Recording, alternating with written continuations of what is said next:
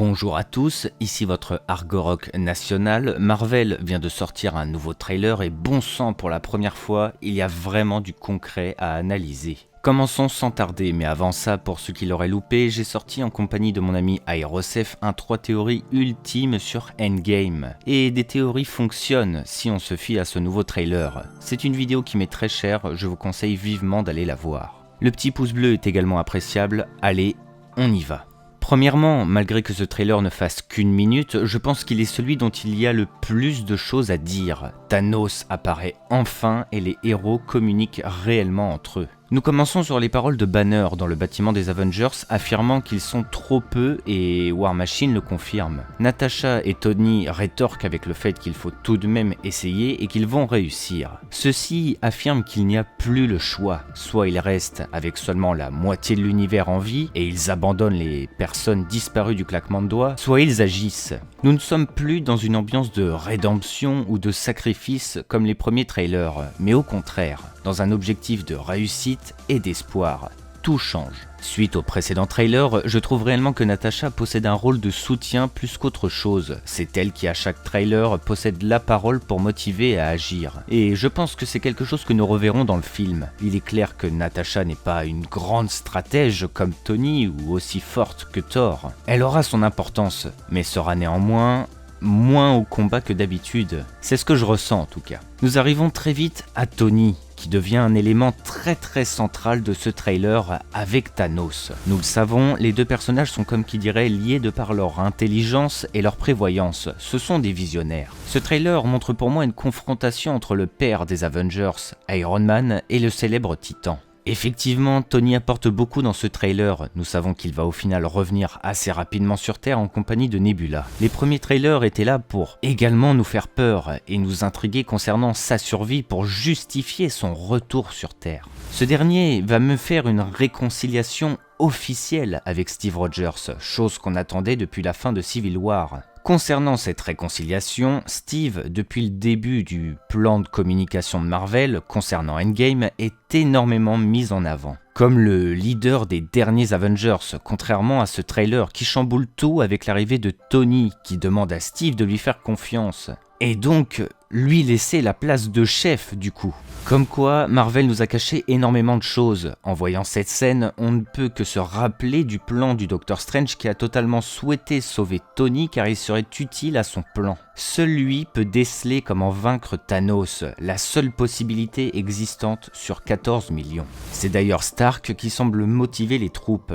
affirmant que le plus important est ce qu'il nous reste, tout en enchaînant sur un plan de Tony dans l'une de ses premières armures. Ces paroles peuvent faire écho au fait que son armure en nanoparticules a été détruite dans Infinity War, et donc qu'il doit revenir sur une armure plus ancienne. C'est peut-être un message caché et plein de sens. La chose qui prouve également le retour rapide de Tony et Nebula sur la planète Terre est que les Avengers utilisent énormément le vaisseau des gardiens dans les trailers, et certainement pour tout le long du film. Ce sera leur moyen de transport principal, avec évidemment Rocket aux commandes ainsi que Captain Marvel.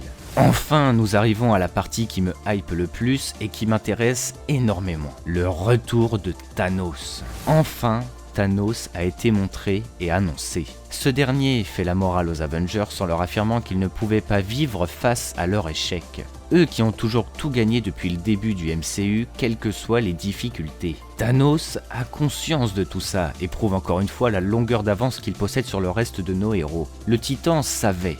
Et comme dans la bande-annonce en VO, affirme que cette route allait forcément les mener vers lui de nouveau. Il semble les attendre. Cependant, Thanos va perdre pied, car je viens de vous parler de la bande-annonce en VO, mais il se pourrait que la VF nous ait mentionné quelque chose d'inédit, à moins que cela soit une simple manipulation des trailers, mais je ne pense pas. Thanos affirme qu'il va pulvériser cet univers, et bon sang, il y a un paquet de choses à dire là-dessus. Premièrement, analysons ce que nous voyons. Sur le trailer, nous pouvons remarquer ce qui semble être le combat ultime face à Thanos, avec pour champ de bataille certainement la base des Avengers totalement détruite. Il est clair qu'Endgame signera la fin de l'épopée Thanos, et nous verrons le jour sur quelque chose de nouveau. La destruction de la base des Avengers pourrait signifier la fin du concept en lui-même. que les Avengers n'existeront plus, mais auront un nouveau nom avec de nouveaux héros, etc. Bref, Thanos semble être à terre en compagnie de sa lourde épée, dont je vous avais parlé dans mon 3 théories ultimes, le titan est en perte de vitesse. L'utilisation de son épée, comme je vous le disais, peut signifier que le titan va beaucoup moins utiliser les pierres, mais je vous laisserai voir ma vidéo sur le sujet justement. Nous sommes face au retour des 3 piliers principaux des Avengers, soit Tony, Steve et Thor, mais dans leur tenue d'origine. Ceci peut prouver clairement le voyage dans le temps, ou du moins à travers le monde quantique. En parlant du monde quantique d'ailleurs, nous n'avons vu à aucun moment les nouvelles combinaisons des Avengers montrées dans le précédent trailer. Ceci prouve que ces tenues ne sont que temporaires et possèdent une utilité unique. Je vous le mets dans le mille, le voyage quantique. Thanos affirme qu'il va détruire 7 univers. S'il dit 7 univers, cela veut dire qu'il y en a d'autres, confirmant que les Avengers auraient voyagé à travers les dimensions. Eh bien c'est fortement possible. Enfin, si nous revenons à Thanos, il semble être très loin de son but de départ, s'il souhaite détruire l'univers. Et j'ai 3 scénarios pour vous expliquer pourquoi le Titan a dit cette phrase. Premièrement, Thanos, tout comme les Avengers à leur début, a tout gagné dans Infinity War. Toutes les batailles, soit la récolte de chaque pierre, et y compris la guerre, soit le combat ultime contre les Avengers. Ici, dans le trailer, il semble être en perte de vitesse. La colère pourrait justifier cette phrase du coup.